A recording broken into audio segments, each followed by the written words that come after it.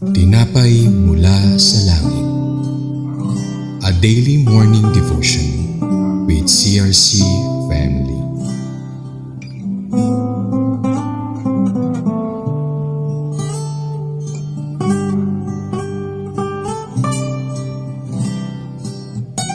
Mapagpalang umaga po sa ating lahat.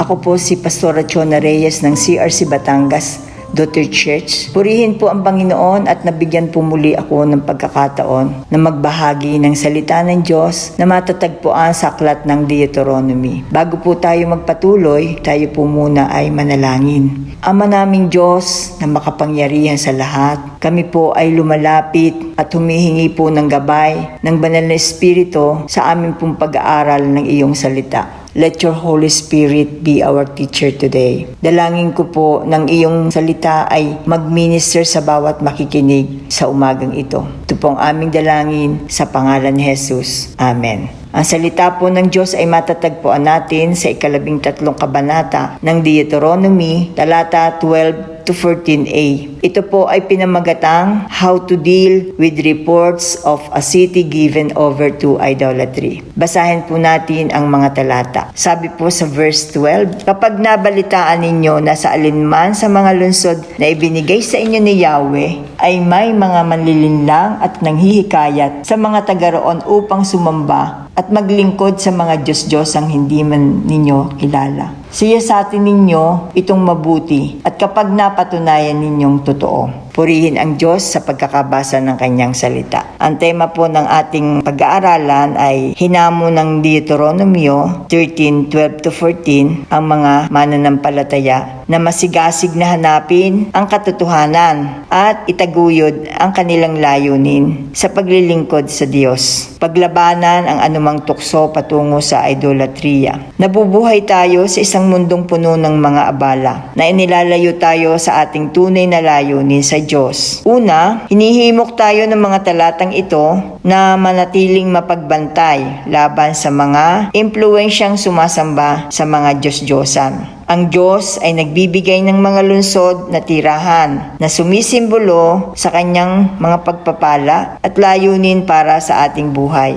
Ang panawagan na siya sa atin ang maling gawain ay nagpapakita ng kahalagahan ng pag-alam sa katotohanan mula sa kasinungalingan. Ang lipunan ay madalas na nagtataguyod ng mga Diyos-Diyosan na inililihis tayo mula sa ating banal na layunin at kaugnayan sa Diyos. Ang ilang mga walang kwentang tao ay maaaring ipakahulugan bilang mga makabagong distraksyon na humihila sa atin palayo sa Diyos. Ang pang-akit na maglingkod sa ibang mga Diyos ay sumasalamin sa panggigipit ngayon na umaayon sa makamundong mga halaga.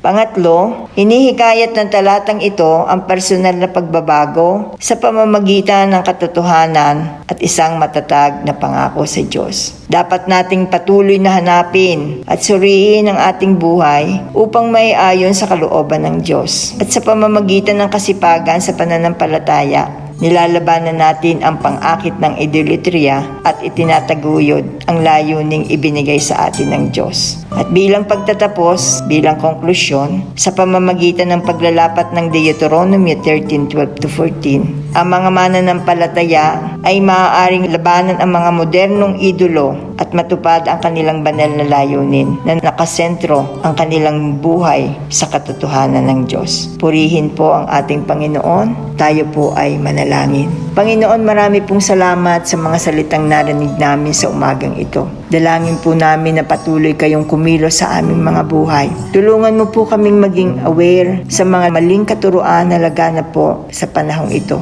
Dalangin po din namin na makalaya po ang aming bansa sa pagsamba sa Diyos-Diyosan. Maraming salamat, Panginoon. Ito po ang aming dalangin sa pangalan ni Jesus. Amen. Patuloy po nating subaybayan ang tinapay mula sa langit sa ganap na 5:30 ng umaga. Patuloy din po nating i-share ang programang ito sa ating mga kaibigan, sa ating mga mahal sa buhay upang sila din po ay mapagpala. Pagpalain po tayong lahat ng Panginoon at magandang umaga po sa ating lahat. To God be the glory.